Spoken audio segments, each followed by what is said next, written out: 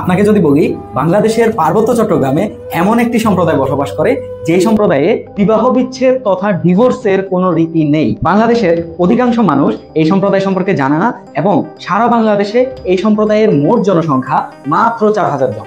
তাহলে কি আপনি সেই সম্প্রদায় সম্পর্কে জানতে চাইবেন?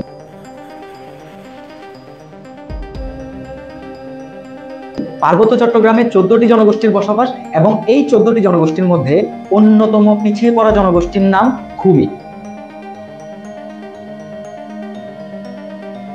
1700 শতকের শেষের দিকে বার্মার চীন প্রদেশ থেকে খুমি সম্প্রদায় বাংলাদেশের পার্বত্য চট্টগ্রামে এসে বসতি স্থাপন করেন। তাদের বর্তমান আবাসস্থল বান্দরবান জেলার রোয়াংছড়ি, থানচি এবং রুমা উপজেলায়। খুমিরা অধিকাংশ ক্ষেত্রে বৌদ্ধ ধর্মাবলম্বী হলেও তারা প্রকৃতি পূজায় বিশ্বাসী।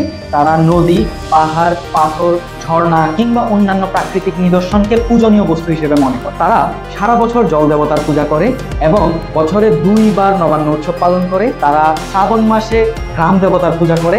তারা পয়লা বৈশাখ উদযাপন করে থাকে। জুম চাষ কিংবা ফসল কাটার পূর্বে তারা নাঘাট তথা গৃহ দেবতার পূজা করে থাকে। এক্ষেত্রে তারা একটি নদীর পাড়ে যায়, সেখানে একটি কুকুর, একটি বন্য শূকর এবং বিজোড় সংখ্যক মুরগি তারা বলি দিয়ে থাকে। মৃত্যু সংক্রান্ত রীতিনীতি এবং আচার অনুষ্ঠান তাদের সম্প্রদায়ে অনেক বেশি গুরুত্বের সাথে দেখা হয়। একজন ব্যক্তি মারা গেলে তার মৃতদেহকে অনেক সময় 3 থেকে 4 দিন পর্যন্ত বাসায় রাখা হয়, যাতে করে তার দূরে থাকা আত্মীয় স্বজন এসে তাকে শেষবারের মতো একবার দেখতে পায়। এ সময় ডাক ঢোল বাজানো হয়, সেই সাথে পরিবেশন করা হয় তাদের ঐতিহ্যবাহী নৃত্য। তারা বিশ্বাস করেন এসব করার মাধ্যমে মৃত ব্যক্তির মৃত্যু যন্ত্রণা কিংবা মৃত্যু কষ্ট লাঘব হবে। পরবর্তীতে মৃতদেহ শবদাহ করা হয় এবং শবদাহ শেষে পোড়া হাড় এবং ছাইগুলোকে একটি কাপড়ের মধ্যে পেঁচিয়ে সংরক্ষণ করা হয়। এরপর নির্দিষ্ট একটা দিনে নির্দিষ্ট একটা জায়গায় এই পোড়া হাড় এবং ছাইগুলোকে মাটির নিচে পুঁতে ফেলা হয় এবং সেই স্থানে একটি বাড়ির ন্যায় কাঠামো তৈরি করা হয়, যেখানে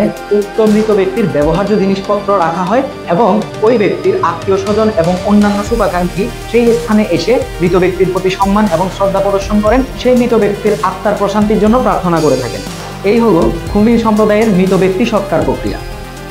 সৎকার শেষে সেই দিন থেকেই মৃত ব্যক্তির বাসার ঠিক মাঝখানে একটি খুঁটিতে একটি বাঁশের ঝুড়ি বেঁধে রাখা হয়। সেই ঝুড়িতে তার পরিবার পরিজনের লোক প্রতিবেলা আহার শেষে এক মুঠো করে ভাত রেখে যান। নির্দিষ্ট সময় পর নির্দিষ্ট তারিখ অনুযায়ী বিভিন্ন রীতিনীতি ও আচার অনুষ্ঠান মেনে আত্মীয় স্বজন এবং এলাকাবাসীকে দাওয়াত দিয়ে তারা তাদের শ্রাদ্ধ অনুষ্ঠান উদযাপন করে থাকে। খুমি সম্প্রদায়ের 2টি গোত্র রয়েছে, একটির নাম আফিয়া আর একটির নাম আওয়া। মজার বিষয় হচ্ছে একই গোত্রের মধ্যে নারী আর পুরুষের বিবাহ বন্ধনে আবদ্ধ হওয়া সামাজিকভাবে নিষিদ্ধ। খুমি সম্প্রদায়ে বিবাহ বিচ্ছেদ তথা আমরা সভ্য সমাজে যেটাকে ডিভোর্স বলি, এই ডিভোর্সের কোনো প্রচলন নেই। তাদের সাংসারিক জীবনে যদি অনেক বড় কোনো ঝামেলা হয়, সেই ক্ষেত্রে সামাজিকভাবে এই ঝামেলা মিটমাট কিংবা এই সমস্যার সমাধানের চেষ্টা করা হয়। এই ক্ষেত্রে এলাকার কারবারি অনেক গুরুত্বপূর্ণ ভূমিকা পালন করে থাকে, যার কারণে তাদের সাংসারিক জীবনে বিচ্ছেদের ঘটনা খুবই বিরল। বিয়ের আগে শুভ অশুভ নির্ধারণের জন্য একটি মোরগ বলি দেওয়া হয়। বিয়ের পূর্বে বরপক্ষ কনে পক্ষের বাসায় যান এবং তারা সাথে করে নিয়ে যান 1 বোতল মদ, একটি বল্লম এবং একটি মোরগ। যদি বরপক্ষের কনে পক্ষকে পছন্দ হয় এবং কনে পক্ষ যদি সম্মতি দেয়, সেই ক্ষেত্রে বরপক্ষ ওই বল্লমটি কনে পক্ষের বাসায় রেখে আসেন, যেটি একটি প্রতীকী চিহ্ন হিসেবে কাজ করে। আপনারা শুনলে অবাক হবেন, খুমিদের খাদ্যাভ্যাসে সব ধরনের পশু রয়েছে। তারা হাঁস, মুরগি, গরু, ছাগলের পাশাপাশি কুকুর, শেয়াল এবং সাপও খেয়ে থাকেন। তাদের সংস্কৃতির অন্যতম একটা অবিচ্ছেদ্য অংশ হচ্ছে চাল থেকে চোগাই মদ তৈরি করা এবং সেই চোগাই মদ তারা তাদের বিভিন্ন সাংস্কৃতিক ও সামাজিক অনুষ্ঠানে অতিথিদেরকে আপ্যায়ন করেন। 1991 সালের আদমশুমারি অনুযায়ী বাংলাদেশে তাদের মোট জনসংখ্যা ছিল 1241 জন এবং 2022 সালের আদমশুমারি অনুযায়ী বাংলাদেশে তাদের মোট জনসংখ্যা 3994 জন। একটি দুঃখজনক বিষয় হলো পার্বত্য চট্টগ্রামের জেলা পরিষদ, উপজেলা পরিষদ, উন্নয়ন বোর্ড এবং ইউনিয়ন পরিষদের মতো গুরুত্বপূর্ণ সব জায়গাতে তাদের প্রতিনিধিত্ব নেই বললেই চলে। আর তাই তারা অনেক পিছিয়ে পড়েছে এবং তাদের দুর্দশার গল্প বলার মতো কোনো প্রভাবশালী ব্যক্তিত্ব তাদের সমাজে নেই। কিন্তু পার্বত্য টিভি পাহাড়ের কথা বলে এবং পাহাড়ের মানুষের কথা বলে।